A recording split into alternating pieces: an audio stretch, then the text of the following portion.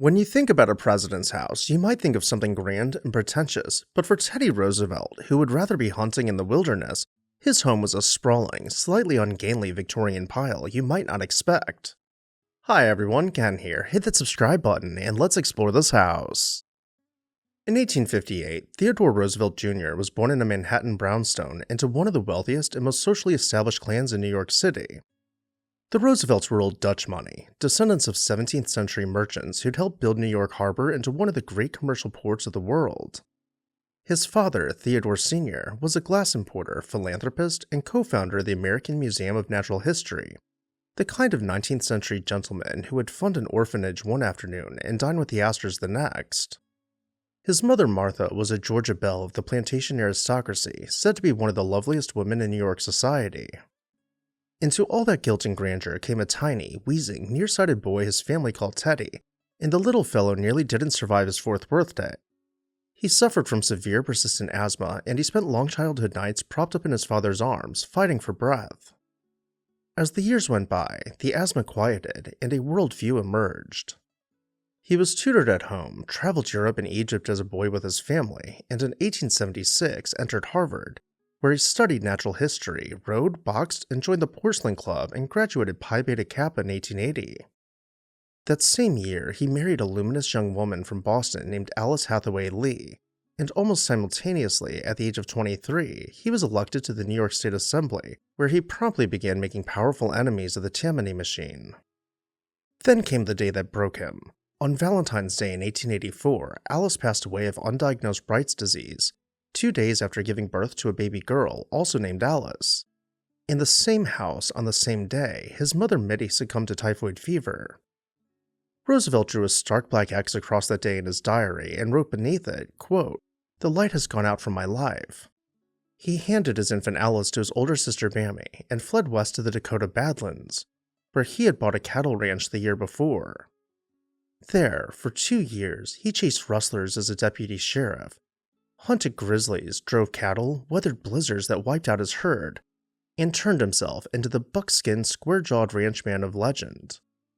He would later tell a Fargo crowd, quote, "Had it not been for the years spent in North Dakota, I would not have been president of the United States." He came home, married a childhood sweetheart named Edith Kermit Caro, and threw himself back into the public life. But all that is getting way ahead. What about that magnificent country estate he built along the way?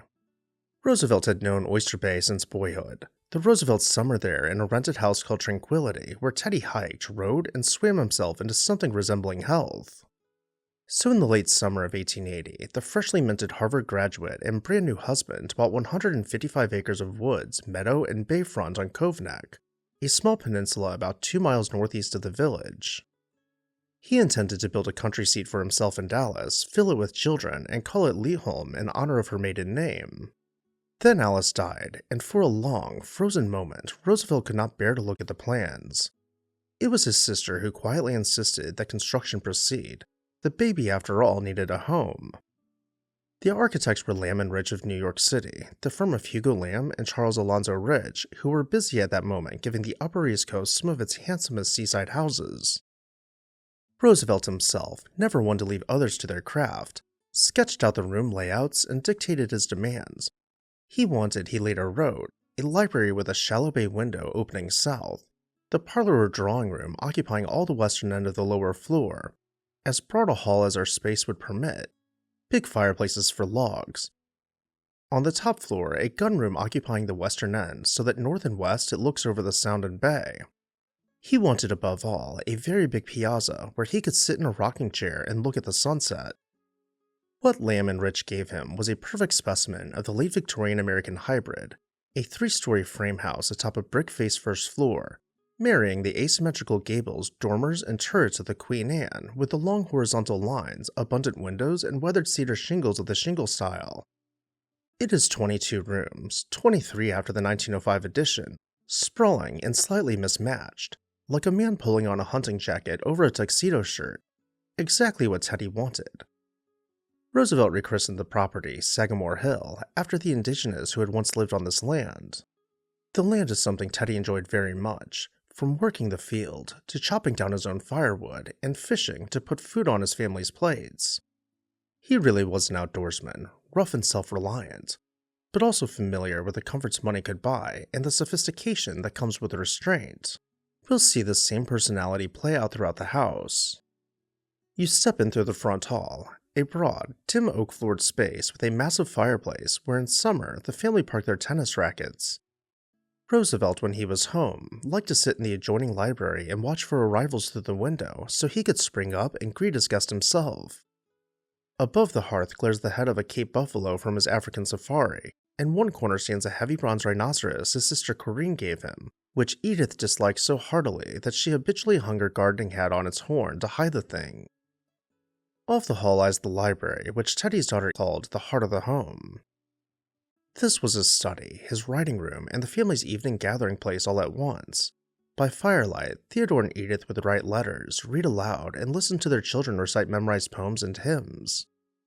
Above the bookshelves hang portraits of Roosevelt's heroes, Lincoln, Grant, Washington, John Marshall, and on the north wall, the largest of them all, a gold-frame image of his father.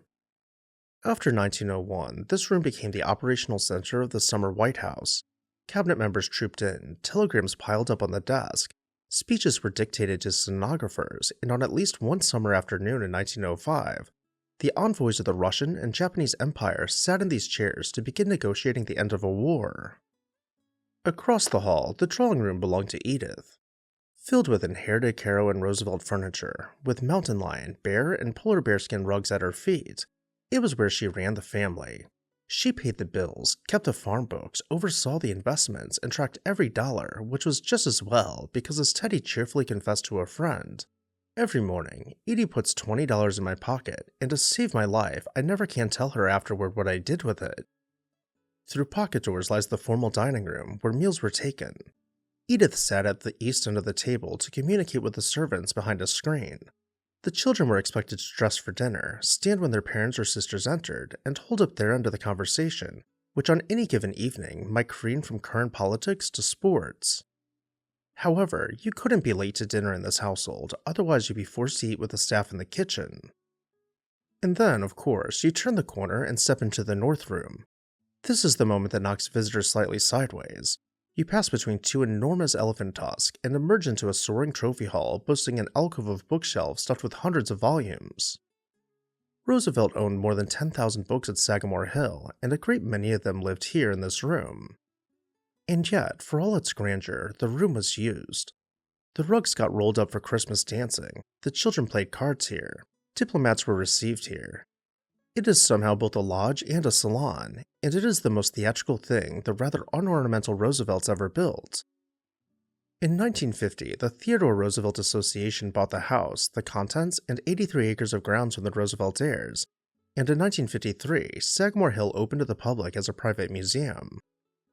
10 years of operation made the obvious clear: no private association could indefinitely shoulder the cost. In 1962, President John F. Kennedy authorized the establishment of the Sagamore Hill National Historic Site.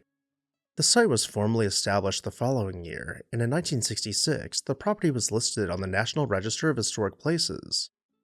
And the best part, you can still visit.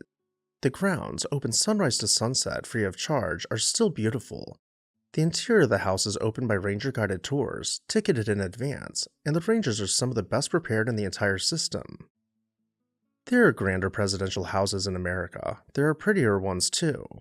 What Sagamore Hill has, what only Sagamore Hill has, is the unfiltered fingerprint of one of the most peculiar and outsized personalities ever to occupy the Oval Office, and that comes through in each room. And with that, I'll turn it over to you. What did you think about Sagamore Hill? Let me know down below in the comments section, and while you're there, make sure you're subscribed so you never miss an exciting episode of This House.